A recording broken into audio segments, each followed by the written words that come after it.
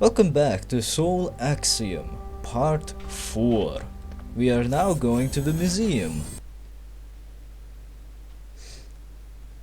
This one is not that difficult actually, however the first time around some of the puzzles could throw you in for a loop. Definitely not this one though. This one is just, well, easy. However, the fog here, the kryptonite fog, isn't gonna help you out a whole lot, since it kinda blends in with the bones. You're assembling the dinosaur. Over there's a set of bones, which you can put together. Make sure to freeze all the bones, because you need to do this. But why?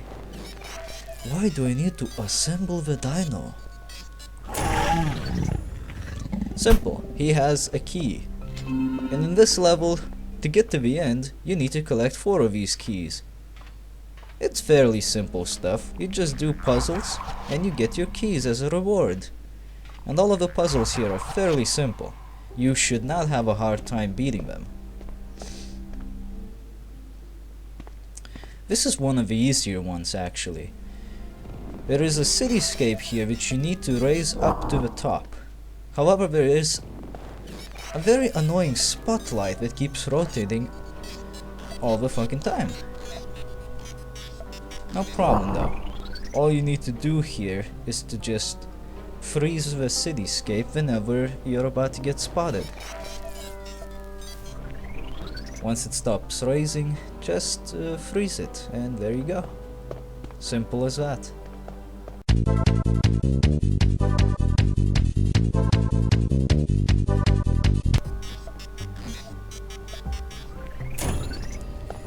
Once a cityscape has been fully erected, the key will float down for you from the skies. You can also take the opportunity to open up one of the shortcut doors, which for some reason has a very blurry handle. This will let you return back to the beginning very quickly if you need to. That thing looked like a Lego.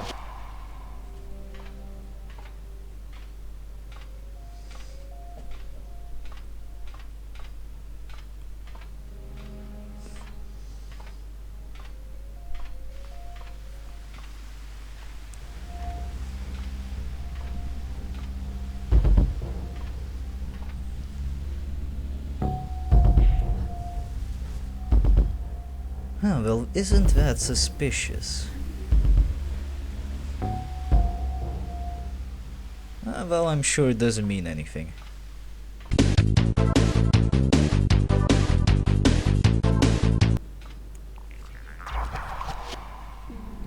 This is a fairly simple part. You won't be getting through these lasers until you deactivate them. Naturally, the switches are very easy to reach. But then you get to this part. The key is on the top of the pedestal, but to reach it you need to match up the symbols of the pyramid with the ones that are lit up on the busts. Just keep matching them up until all of the busts are open up at least 3 times. This one can take a little bit of time, but it's very simple.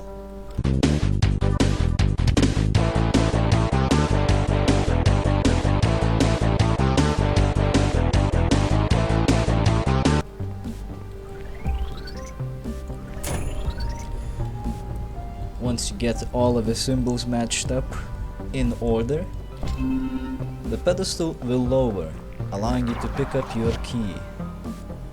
Now proceed through the ventilation shaft to your last puzzle.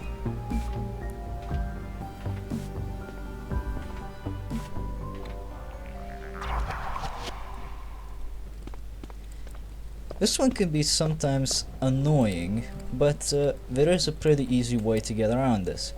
You need to match up the colors of the skulls with the colors of the lines. You need to put the correctly colored skulls on the correct lines. Simple as that. But you can only use these buttons to rotate them. Just do it the way I did it, and you shouldn't have any problems at all. Of course, I got slightly confused on this a bit, but it shouldn't take you long to figure out how to do this.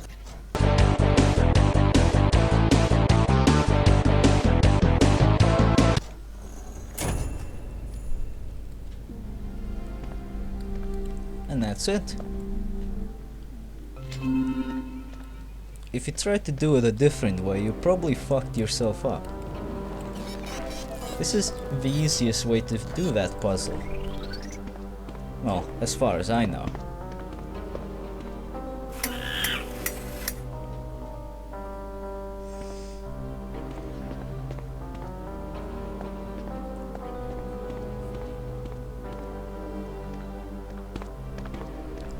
That's how you get to the memory fragment. Just walk through the screen.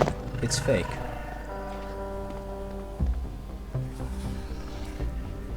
Insert the keys into this console to open your exit.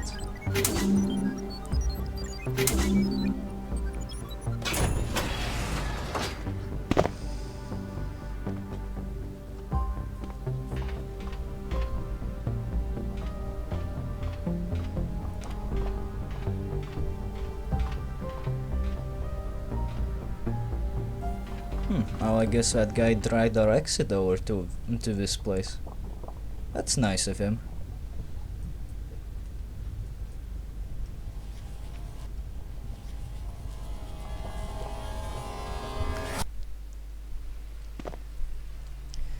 And here's the memory fragment level of the museum. This one is the most action-packed, because you're being chased by a dinosaur.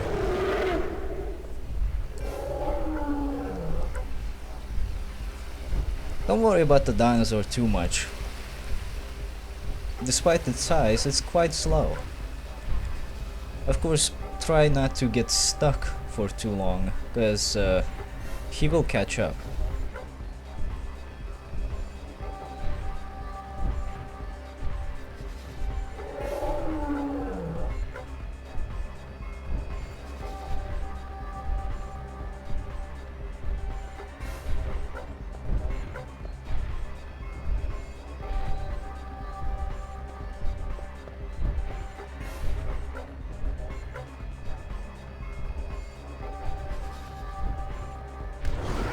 When you get to this point, you have reached a checkpoint, so if you die here or anywhere else past this point, you will return to this area. Use the corruption hand to channel the energy into that crystal. It'll open up the way.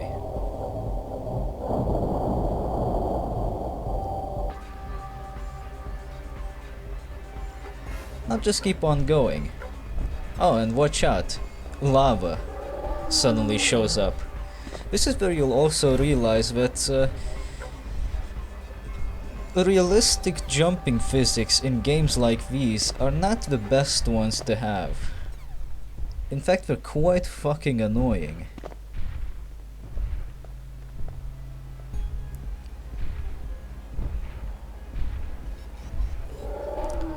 I fucked up.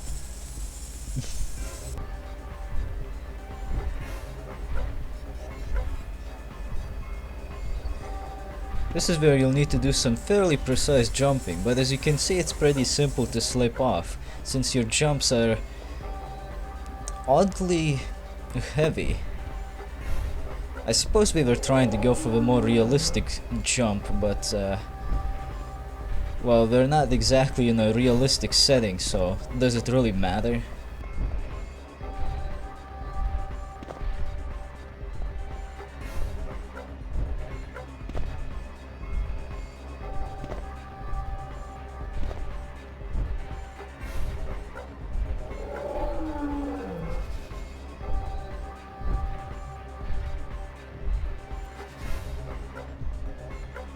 You're not supposed to move this or do anything with that. You're supposed to jump down, which I realized fairly quickly.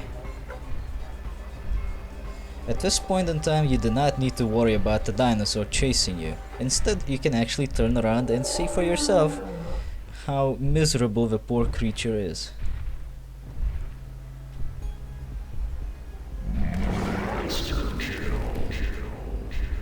Failure. Anyway, the energy has been beamed all the way over here. Just channel it into the goal hand and be done with the level.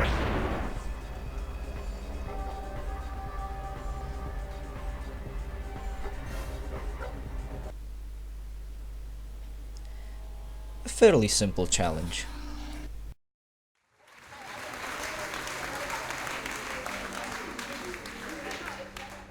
We stand amongst the relics of our ancestors' achievements.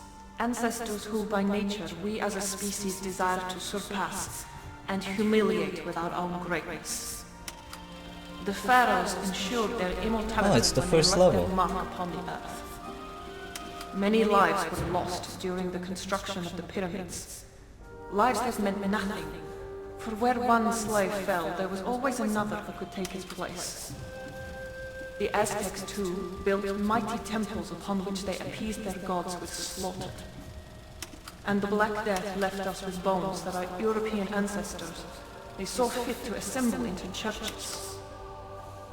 All of these structures still stand, while the people who built them are nothing more than statistics and dust. What this room teaches us, what history teaches us, is that no great structure can exist and endure without great sacrifice.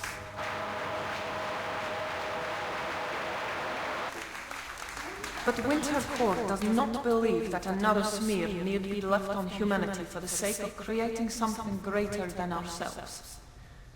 We do not believe that it is only brutality which leads to immortality. That is why we brought you Elysia. Through Elysia we leave behind more than the shadow of an imprint. We leave behind our memories, digital copies of our very souls, and we do so without sacrifice. But Professor, is Elysia healthy for those left behind after the death of a loved one? If we did not believe so, the system would be terminated immediately. On the contrary, our figures show the grieving process is not at all hindered by Elysia. Is it ethical to turn memories into a commodity? Should Elysia not be accessible by everyone? You exaggerate. We believe that all souls have worth. Only people whose that souls sounds are like deemed bullshit. harmful are refused entry to Elysia. And such instances are rare. We will not deprive everyone of Elysia because of the actions of a small few. That is ethical. Ladies and gentlemen, we stand at the helm of the single most important development in the history of the human race. If you've been paying a fair amount of attention, you will realize that the guy asking these questions is actually the same guy from the lighthouse, who was being very fucking creepy. Don't worry, we'll meet up with him more throughout the playthrough. Much like that fairly ugly individual that we had to see throughout the most of this cutscene. Anyway, see you in part 5.